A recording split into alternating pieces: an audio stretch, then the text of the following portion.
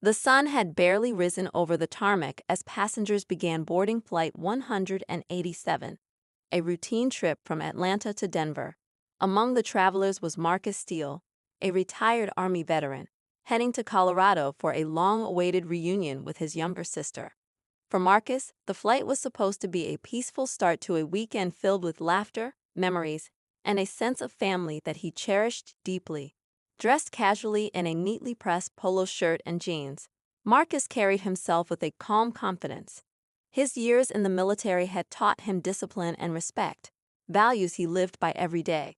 As he settled into his seat near the window, he greeted the passengers nearby with a polite nod and a warm smile, his demeanor as unassuming as it was kind. Meanwhile, the crew bustled about, preparing the cabin for takeoff. Among them was Erica, a flight attendant known for her assertive personality. Erica took pride in her job, but her approach often leaned toward rigid enforcement of rules rather than creating a welcoming atmosphere. For some passengers, her demeanor was reassuring. For others, it felt slightly overbearing. As the plane filled up, Marcus realized that his carry-on bag was slightly too large to fit under the seat. After a quick glance around, he spotted an open space in the overhead bin a few rows ahead. Standing up to secure his bag, Marcus waited patiently for a mother with a small child to finish stowing her diaper bag. "Excuse me, sir." Erica's voice cut through the hum of passengers settling in. Her tone was sharp, almost accusing. "You need to sit down immediately. We're about to begin our safety briefing." Marcus, caught off guard but maintaining his composure, replied politely, "I was just putting my bag away. I'll be seated in a moment." But Erica's response was far from accommodating. "Sir, this is not optional. Please take your seat now, or I'll have to involve the captain." The exchange caught the attention of nearby passengers, some of whom began to murmur amongst themselves. A middle-aged man across the aisle shot Marcus a sympathetic look, while a young woman wearing earbuds discreetly pulled one out to listen in. Sensing the growing tension, Marcus calmly responded, "I understand, ma'am. I'm just ensuring my bag is secure so it doesn't become a safety hazard during the flight." But Erica wasn't satisfied. To her, Marcus's calm demeanor came across as defiance. She walked briskly to the front of the plane and returned moments later with two uniformed crew members. "This passenger is refusing to follow instructions," she announced loudly enough for half the cabin to hear. The murmurs grew louder, with passengers exchanging glances that ranged from confused to concerned. Marcus, feeling the weight of dozens of eyes on him, sat back down and took a deep breath. "I wasn't trying to cause any trouble," he explained to the crew members, his voice steady but firm. "I've complied with all the rules." Before the situation could escalate further, a voice crackled over the intercom. "Ladies and gentlemen, this is your captain speaking. We'll be slightly delayed as we address a minor issue in the cabin. Thank you for your patience." The announcement only fueled the unease among the passengers. A few rows back, an elderly woman whispered to her husband, "He didn't do anything wrong. Why are they treating him like this?" But the tension reached a boiling point when Erica made a call that would change the course of the flight and Marcus's day. Within minutes, two police officers boarded the plane, their presence creating a visible ripple of anxiety throughout the cabin. The officers approached Marcus, who remained seated, his hands resting calmly on his lap. "Sir, we've been asked to escort you off the plane," one of them said. "What's the reason?" Marcus asked, his tone even but his expression a mix of disbelief and frustration. "He's not causing any trouble," a passenger near the back shouted. Another chimed in, "This is ridiculous." As the officers prepared to respond, a sudden twist shifted the spotlight. A young woman seated nearby, who had been recording the incident on her phone, stood up. "Excuse me," she said, her voice loud and clear, "but I've been filming everything. This man hasn't done anything wrong. If you're taking someone off this plane, it shouldn't be him." The cabin fell silent, the weight of her words hanging in the air. All eyes turned to Erica, whose expression flickered between defensiveness and unease. The officers hesitated, clearly unsure how to proceed. And then, in a move no one expected, another passenger stood up, and another. Soon, a chorus of voices echoed through the cabin, demanding answers and calling out the injustice unfolding before them. As the tension reached its peak, Erica found herself under scrutiny like never before. What happened next left everyone on board stunned and changed the narrative of the flight in a way no one could have anticipated. The cabin buzzed with energy, the kind of electricity that builds when strangers unite over shared disbelief. Erica, the flight attendant at the center of the storm, stood rigid, her jaw tight. Her usual commanding presence seemed to waver under the weight of the passengers' collective scrutiny. For a moment, it was as if she could feel the walls of the narrow aisle closing in around her. Marcus, still seated, kept his composure. Years of military service had trained him for high-stress situations, though nothing in his past had quite prepared him for this. He glanced at the young woman who had spoken up in his defense, a quiet gratitude in his eyes. She gave him a small nod, her phone still pointed toward the unfolding scene.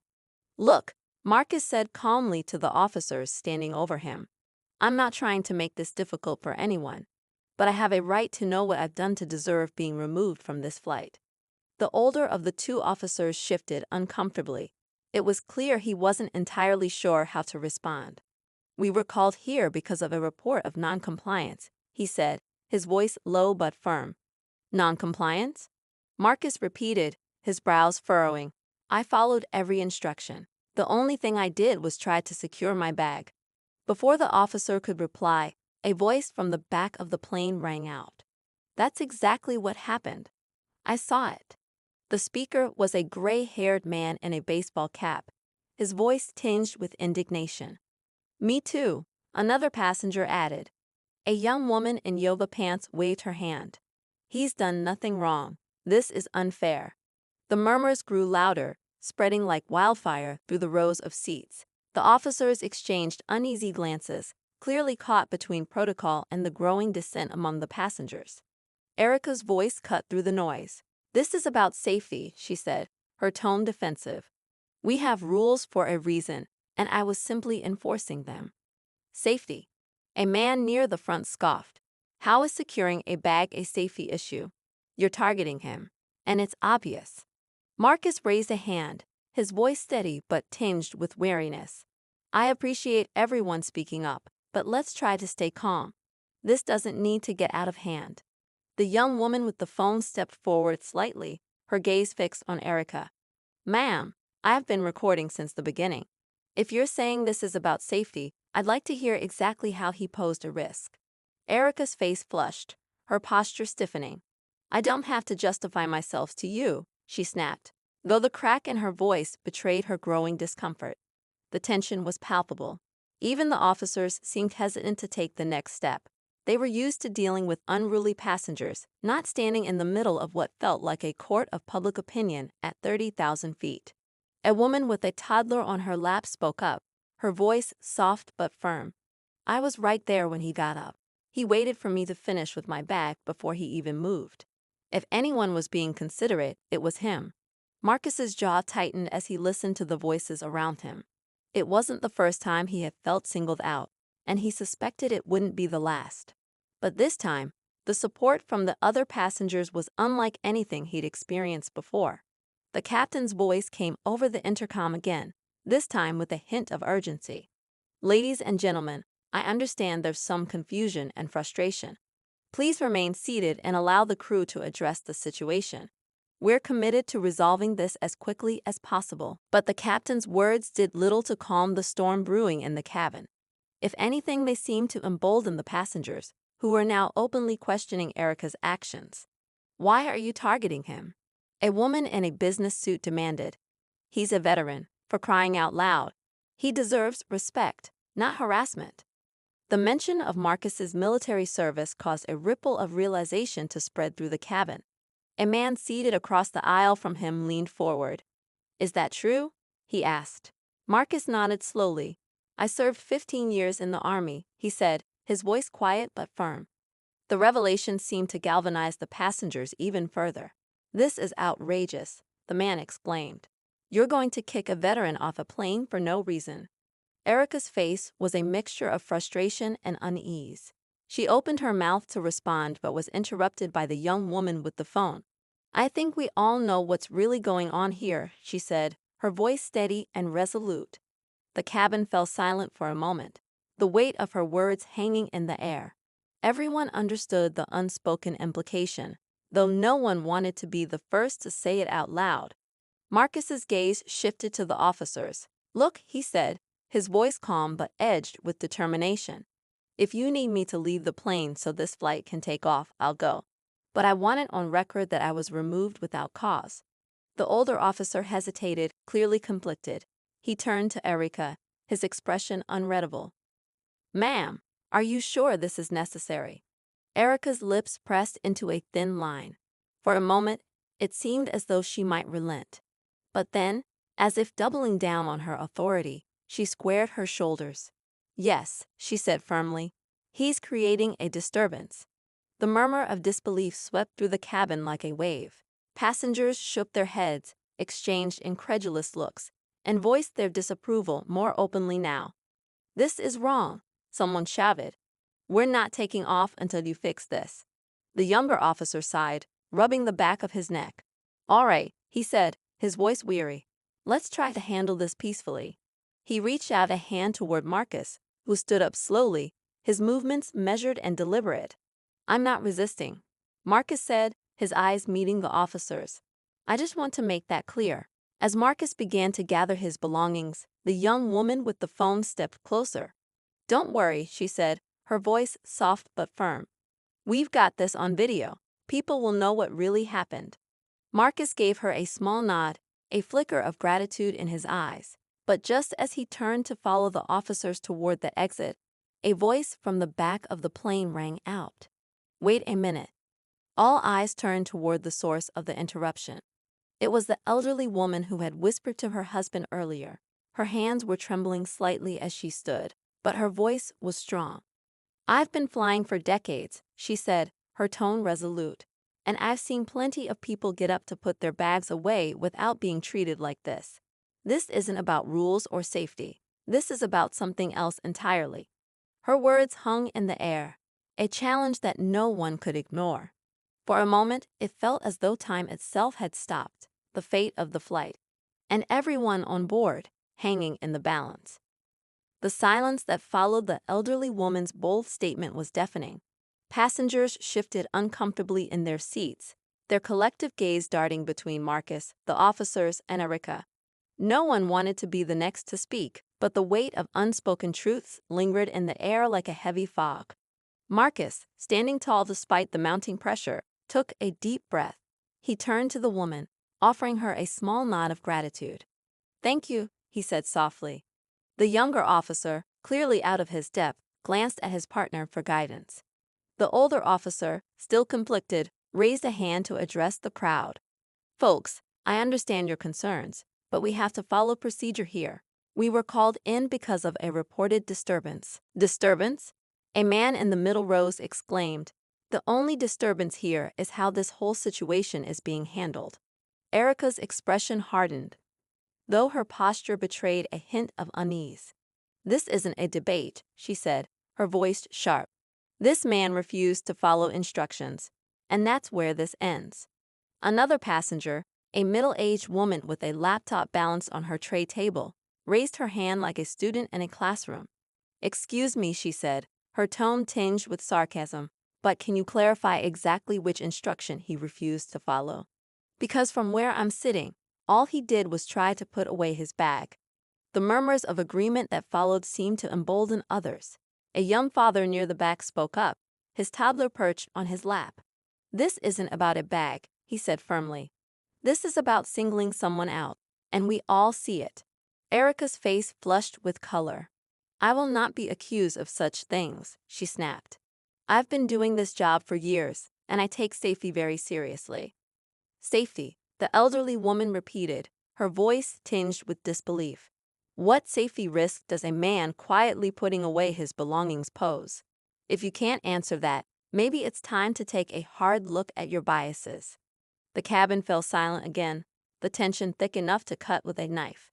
Marcus remained calm, though the storm of emotions swirling inside him was evident in the way his hands tightened around the strap of his duffel bag.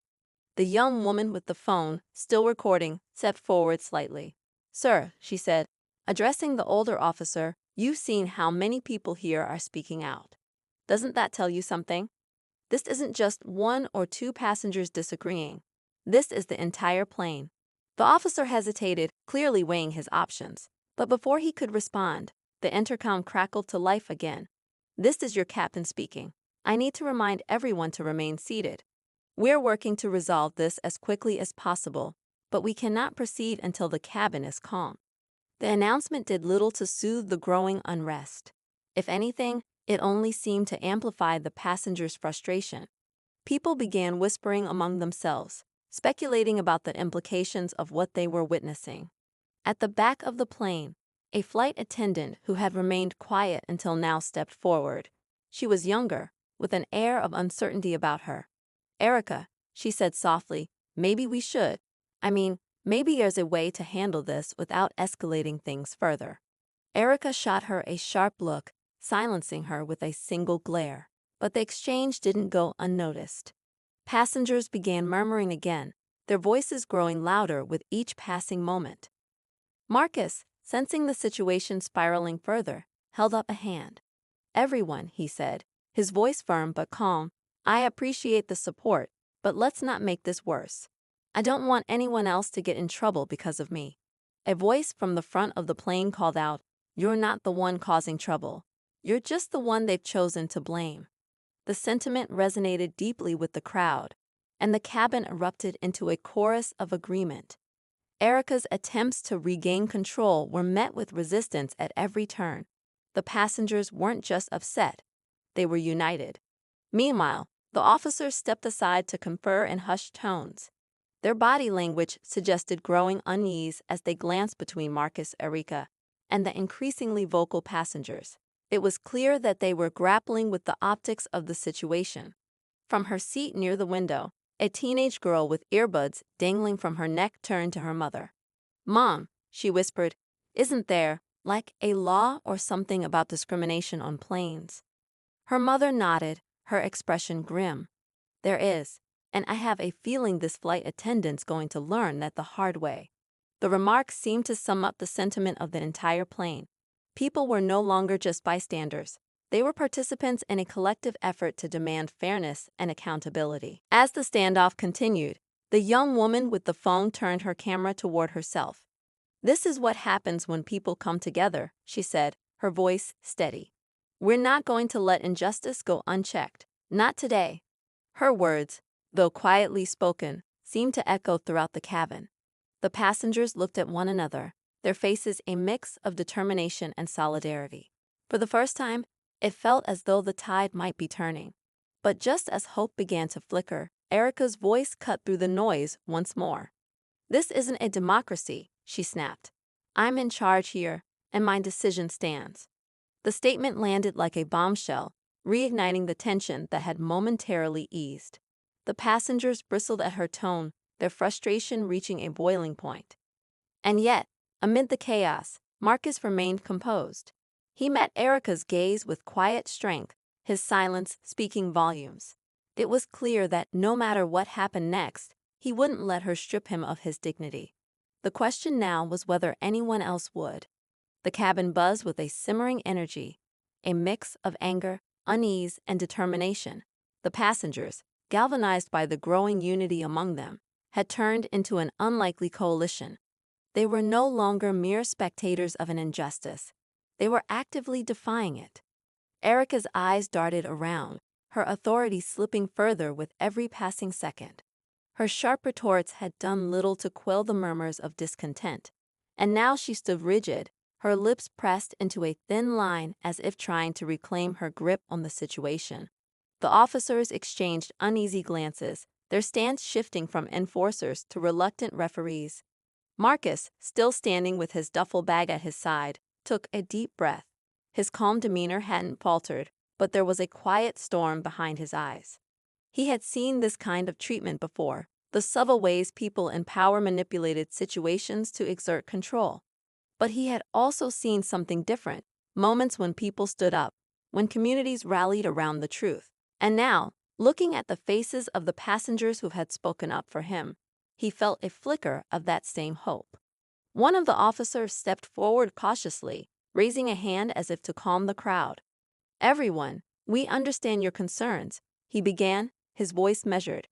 "But our priority is to ensure that this flight proceeds safely. We're trying to work through this in the most reasonable way possible." A man in the back scoffed audibly. "Reasonable? You're targeting an innocent man based on one person's word. How is that reasonable?" The officer hesitated, clearly uncomfortable.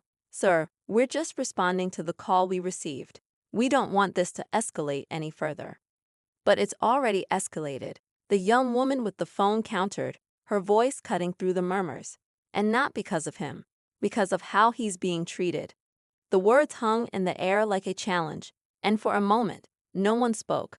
Then, as if on cue, more voices began to rise. Passengers shared their perspectives, recounting what they had seen and heard, their testimonies painting a clear picture of a man unfairly targeted. Erica, visibly bristling, interrupted. "Enough. This is getting out of hand." She turned to the officers, her voice cold and authoritative. "Do your job and remove him from this plane." The older officer hesitated, his gaze shifting between Erica and Marcus. Something in his expression changed, as if he were weighing a decision that could have far-reaching consequences. Finally, he spoke. "Ma'am, I think we need to reconsider."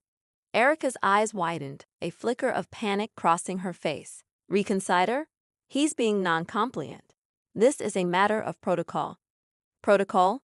The elderly woman who had spoken up earlier shook her head in disbelief. "You keep saying that word, but I don't think you even understand what it means. You're not enforcing safety. You're enforcing your own prejudice." The accusation landed like a slap, and Erica's face flushed red. For the first time, her confident demeanor faltered. She opened her mouth to respond, but no words came out. The younger officer, emboldened by his partner's stance, took a step forward. "Ma'am," he said, addressing Erica, "we're not here to support baseless accusations. If the passengers are saying otherwise, maybe we need to take a step back and reassess." The murmurs of agreement from the crowd grew louder. People nodded, their expressions resolute. It was clear that they weren't backing down. Erica looked around, her desperation palpable. She turned back to Marcus, her voice rising. "If you had just followed instructions, none of this would have happened." Marcus finally spoke, his tone calm but firm. "And what instructions were those? To sit quietly and accept being treated like a problem before I'd done anything wrong." His words cut through the chaos, resonating deeply with everyone in the cabin. "I served this country to protect the freedoms we all enjoy, including fairness and dignity. But what's happening here is the opposite of that." The cabin fell silent, the weight of Marcus's words settling over the passengers.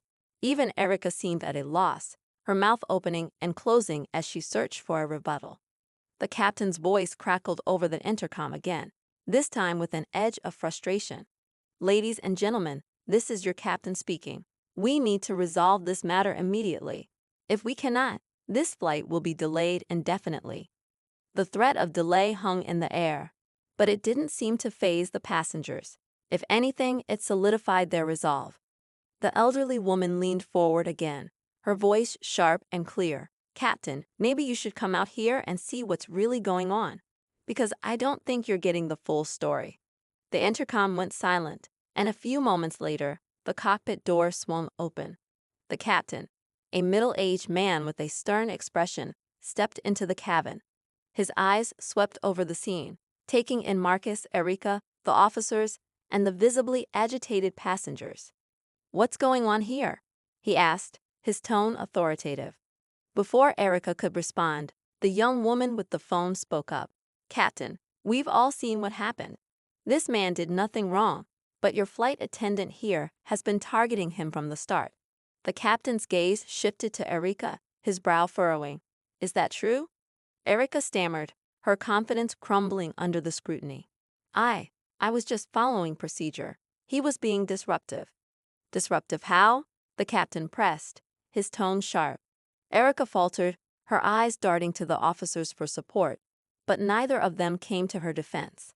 The passengers watched intently, their collective anticipation building to a fever pitch. Marcus, his voice steady, broke the silence. I've been quiet, calm, and respectful, but I'm not going to sit here and let someone paint me as something I'm not. All I want is to get to my destination, just like everyone else on this plane. The captain studied Marcus for a long moment before turning back to Erica. The tension in the air was nearly unbearable, and everyone held their breath, waiting to see what would happen next. The captain's gaze remained fixed on Erica, his face unreadable, as the tension in the cabin reached a boiling point. The silence was deafening, broken only by the faint hum of the plane's engines. Erica shifted uncomfortably, her earlier confidence now replaced with visible unease. The passengers watched her intently, their collective judgment weighing heavily on her shoulders. Just as it seemed the captain was about to speak, the plane's intercom crackled to life unexpectedly. A voice, unfamiliar and rushed, spilled through the speakers. Ladies and gentlemen, this is ground control. We have received a priority notice regarding a potential security breach related to a passenger on your flight. The announcement sent a ripple of shock through the cabin. Whispers broke out among the passengers, their earlier solidarity now tinged with confusion and concern. Marcus furrowed his brow, his calm exterior giving way to visible frustration. "What is this now?" he said, more to himself than anyone else. The captain held up a hand, signaling for silence as he spoke into his radio. "Ground control, this is Flight 1283. Can you clarify? What's the nature of the breach?" There was a long pause before the voice responded. "We're investigating a report tied to passenger manifest discrepancies. Protocol requires immediate verification of all passengers."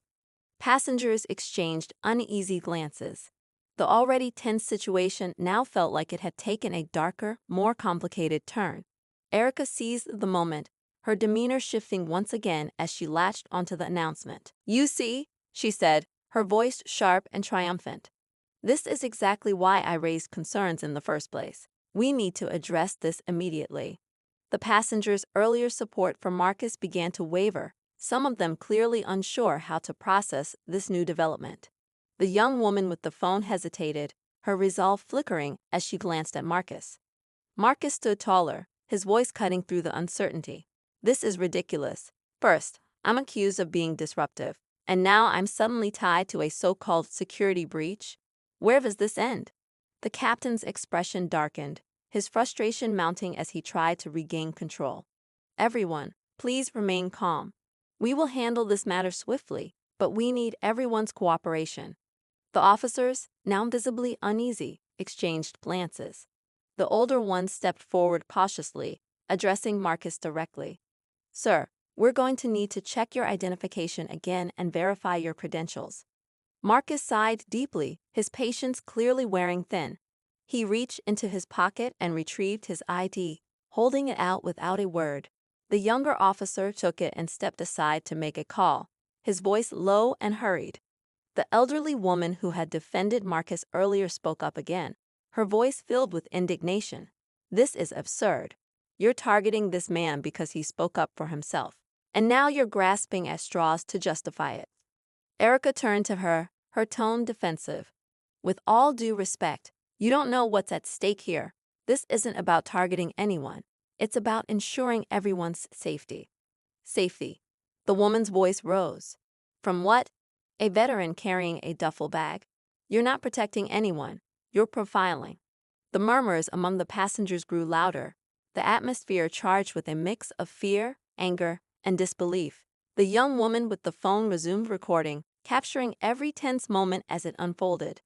Suddenly, the younger officer returned, his expression unreadable. He handed Marcus's ID back to him and turned to the captain, whispering something too low for anyone else to hear. The captain's face tightened, his jaw clenching as he processed the information. When he finally spoke, his voice was grim. "It seems there's been a mistake on the ground. The passenger in question isn't Mr. Marcus Taylor. It's someone else entirely." The cabin erupted in a cacophony of voices, passengers demanding explanations and questioning how such an error could have escalated so far. Erica's face turned ashen, her confidence completely shattered. Marcus, however, didn't look relieved. If anything, his frustration deepened. So this whole thing was based on a mistake, and yet I was the one singled out, humiliated, and treated like a threat. The captain opened his mouth to respond, but before he could, a passenger in the back shouted, "Wait a minute. If it's not him, then who is it?" The question hung in the air, heavy with implications. The passengers turned to one another, their earlier suspicions reigniting in a different form. Somewhere, hidden among them, was the actual subject of the security alert. As if on cue, the plane's intercom crackled again, and ground control's voice returned, more urgent than before. Flight 1283, the passenger in question may be attempting to use an alias. We advise immediate action to locate and identify them. The atmosphere shifted once more, a palpable wave of paranoia sweeping through the cabin. Erica, seizing the opportunity to deflect attention from herself, turned to the captain. "We need to search everyone's IDs and belongings." Now, the passengers bristled at the suggestion, their earlier solidarity dissolving into suspicion and unease. People clutched their bags tighter, their eyes darting around the cabin as if trying to identify the potential culprit. Marcus shook his head, his voice rising above the chaos. "This is exactly how fear and ignorance spread. Instead of treating us like criminals, why don't you focus on finding the actual issue?" The captain hesitated, clearly torn between maintaining order and addressing the escalating crisis.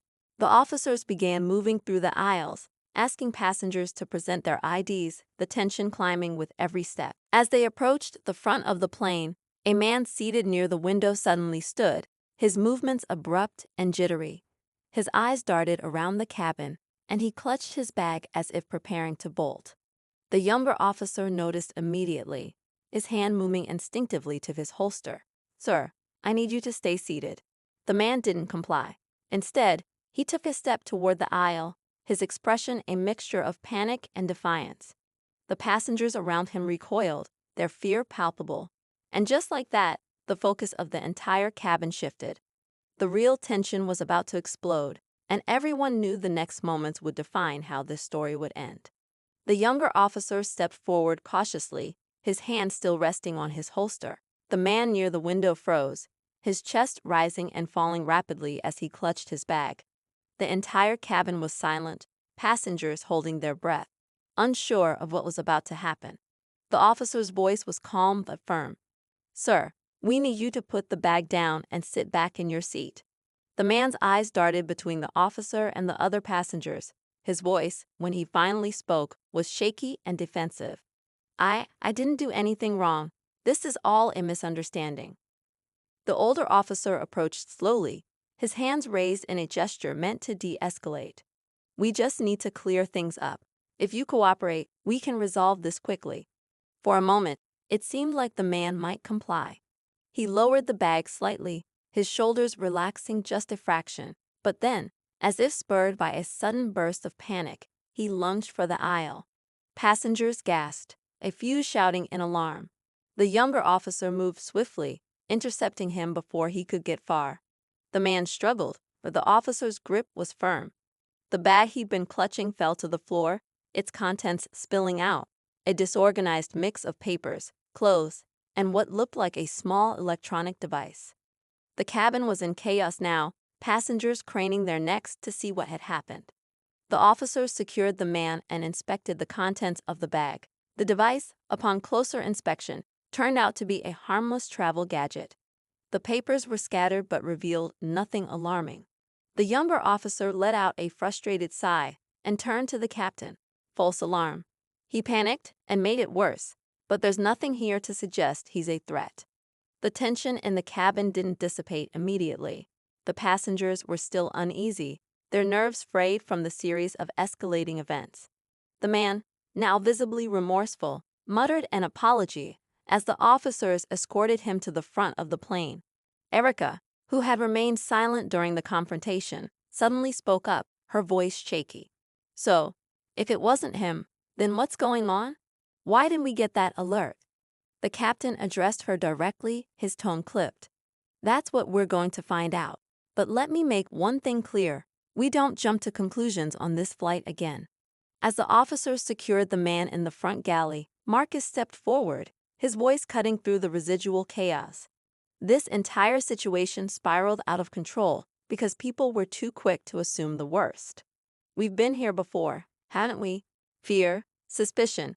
It turns us against each other instead of helping us find the truth. The passengers murmured in agreement, the earlier tension between them starting to ease. Erica looked down, her earlier bravado completely gone. Just as it seemed the situation was settling, the intercom crackled to life one final time. Flight 1283, ground control here. We've identified the source of the alert.